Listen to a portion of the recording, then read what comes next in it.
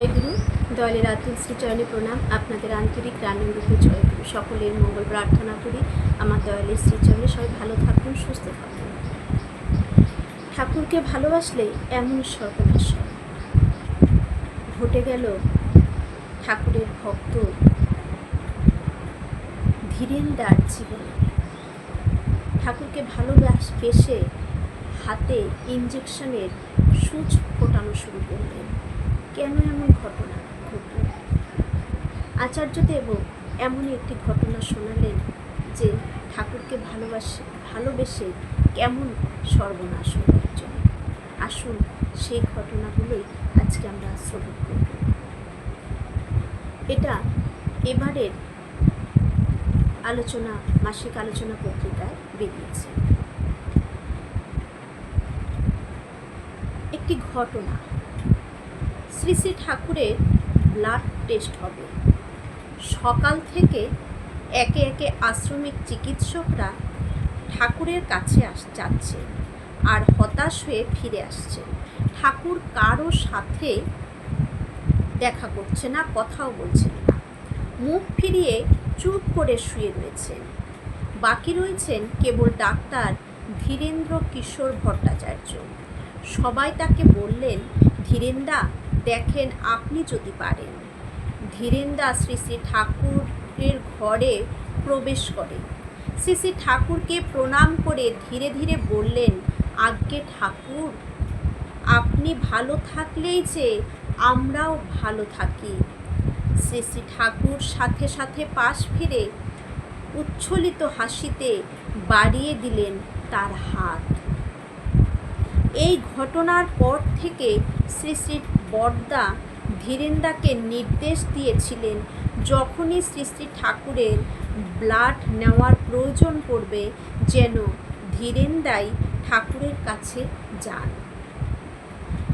একদিনের ঘটনা, সকাল থেকেই ধীরেন্দা ইঞ্জেকশনের সিরিঞ্জ নিয়ে বসে গিয়েছেন।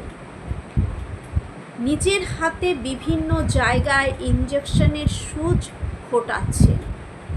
তা দেখতে পেয়ে তার ছোট নাতনি তাকে জিজ্ঞাসা করছে, দাদু এটা তুমি কি করছো? ধীরেন্দা বলেন, আজ তো ঠাকুরের ব্লাড নিতে হবে, তাই নিজের হাতে ইঞ্জেকশনের সূচ ফুটিয়ে দেখছি কেমনভাবে ঠাকুরের শরীরে ইঞ্জেকশনের সূচ প্রবেশ করালে ঠাকুর ব্যথা পাবেন না। একটাবার ভাবুন কেমন ভক্ত ছিলেন তারা। ঠাকুরেরকে সূচ ফুটিয়ে রক্ত নিতে হবে, ব্লাড নিতে হবে, তাই নিজের গায়ে সূচ ফুটিয়ে দেখছে কেমনভাবে সূচ ফোটালে ঠাকুর ব্যথা পাবেন না। সেটা ধীরেন্দা তাই বাড়িতে টেস্ট করছেন নিজের গায়ে বিভিন্ন জায়গায় সূচ ফুটিয়ে। কতটা ভালোবাসতেন তারা ঠাকুরকে। ঠাকুরের যাতে ব্যথা না লাগে, ঠাকুরের যাতে কষ্ট না হয়, এটাই ছিল তাদের মনের ইচ্ছে, মনের আকুলতা, আবেগ। আর কিছুই তাদের আবেগ ছিল না। তাকে তৃপ্তি দিতে চাওয়ার, তাকে স্বস্তি দিতে চাওয়ার কি তীব্র আকুতি। ধীরেন্দার মনের সবটুকু জুড়ে থাকে কেবল তুমি, মানে ঠাকুর। অন্তর জুড়ে শুধু একটাই আকাঙ্ক্ষা, ঠাকুর তুমি তৃপ্তি পাও। ভালোবাসলে এমনই সর্বনাশ হয়, ভালোবাসলে এমনই সর্বনাশ হয় যে নিজের বলে আর নিজের কিছু থাকে না। সব কিছুই যেন শুধু তার, সব কিছুর মধ্যে তিনি বিরাজ করেন, তাই নিজের কিছুই থাকে না। ধন সম্পত্তি বলুন, নিজের দেহ বলুন, নিজের চাহিদা বলুন, সব কিছুই তার হয়ে ওঠে। এমনই সর্বনাশ হয় যে যেমন আমরা ঠাকুরকে ভালোবাসি সেই জায়গাতেই এই সর্বনাশগুলো তাদের হয়ে থাকে। আর এই সর্বনাশ মঙ্গলের সর্বনাশ। এই সর্বনাশে কখনো ক্ষতি হয় না, বরঞ্চ লাভ লাভ আর লাভই হয়। আসুন আচার্যদেব কি ঘটনাটি বললেন। এমনই এক ভালোবাসার সর্বনাশের ঘটনা শুনি আচার্যদেবের কাছ থেকে। চিকিৎসকের পরামর্শ মতো প্রতিদিন বিকালে কিছুটা সময়ের জন্য বরদা শ্রী শ্রী ঠাকুরকে হাঁটতে নিয়ে যেতেন।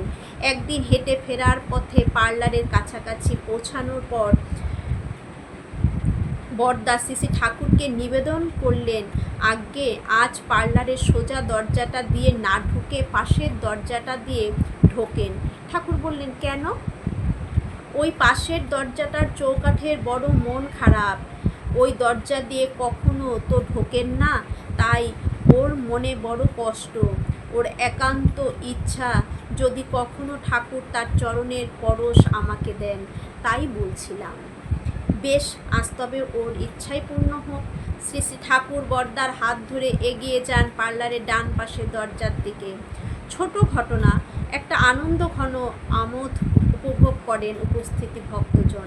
আচার্যদেব বললেন, এই ছোট ঘটনাটির মধ্যেই এক গভীর ব্যঞ্জনা লুকিয়ে রয়েছে। শ্রী শ্রী বরদার মধ্যে এখানে তিনটি সত্তা নিহিত আছে: সন্তান সত্তা, সেবক সত্তা আর ভক্ত সত্তা। সন্তান হিসেবে তিনি চাইছেন তার পিতা আরও কিছুটা সময় তার হাত ধরে থাকুন। সোজা দরজা দিয়ে পার্লারে ঢুকে যদি ডান পাশের দরজা দিয়ে তিনি ঢোকেন, তাহলে আরও কিছুটা সময় তার হাতের পরশ পাব, তার হাত থাকবে আমার হাতের উপর। আবার সেবক সত্তা ভাবছে, ঠাকুর যদি আজ আরও 2 পা বেশি হাঁটতে বলি, ঠাকুর ছেলে মানুষের মতো না না করে উঠবেন, কিন্তু ঠাকুরের শরীর ভালো রাখার জন্য আরও কয়েক পা হাঁটলে ভালো হয়। তাই কৌশল করে সেবক আরও কয়েক পা হাঁটান শ্রী শ্রী ঠাকুরকে। আর ভক্ত সত্তা উপলব্ধি করতে পারে তথাকথিত প্রাণহীন একটি দরজার চৌকাঠের অন্তরের ইচ্ছার কথা। একটা দরজাও যেন প্রিয়কে উপভোগ করা থেকে বঞ্চিত না হয়, তাই তার মনের কথা পৌঁছে দেন প্রিয় পরমের কাছে। আমাদের প্রত্যেকেরই এই 3টি সত্তা রয়েছে, তাই আমরা প্রত্যেকেই চাই অনন্তকাল ঠাকুর আমাদের হাত ধরে থাকুন। আমার প্রত্যেকটা চলা বলা করা দিয়ে তাকে যেন আমি তৃপ্তি স্বস্তি দিতে পারি। শুধু আমি একা না, আমার চারপাশে প্রতিটি সত্তা আমার প্রিয় পরমকে উপভোগ করুন।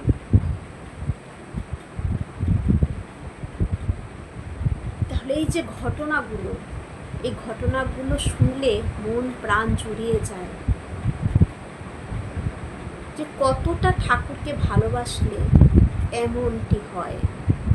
এই যে পরম পূজ্যপাদ শ্রী শ্রী বরদার ঘটনা, এই বরদার ঘটনা দিয়ে আচার্যদেব আবার এটাও বোঝালেন যে আমাদের ভেতরেও 3টি সত্তা থাকে।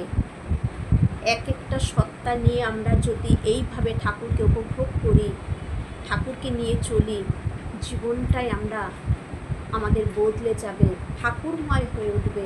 তাই ধীরেন্দ্রর মতো আমাদেরও হয়তো সর্বনাশ হবে, কিন্তু এই সর্বনাশে কেউ ভয় পাবেন না। এই সর্বনাশ মঙ্গলের সর্বনাশ, আমাদের ঊর্ধ্বমুখী ওঠার সর্বনাশ। যে হেমকবি বলেছেন যে যাকে নিয়ে চলায় আমার জীবন উন্নততর হয়, ঊর্ধ্বমুখী সবসময় চলে। আগে জীবন চলতো অবনতি, নতির দিকে, সে পতনের দিকে চলেছে। আর ঠাকুরকে ধরে যতই সর্বনাশ হবে, ততই আমাদের জীবন উন্নতর দিকে এগোতে থাকবে। আসুন আমরা এভাবেই ঠাকুরকে সবাই একটু একটু করে ভালোবাসতে শুরু করে দিই। যে যত ভালোবাসবো সে ততই ভালো থাকবো। জয় গুরু, বন্দে পুরুষোত্তম।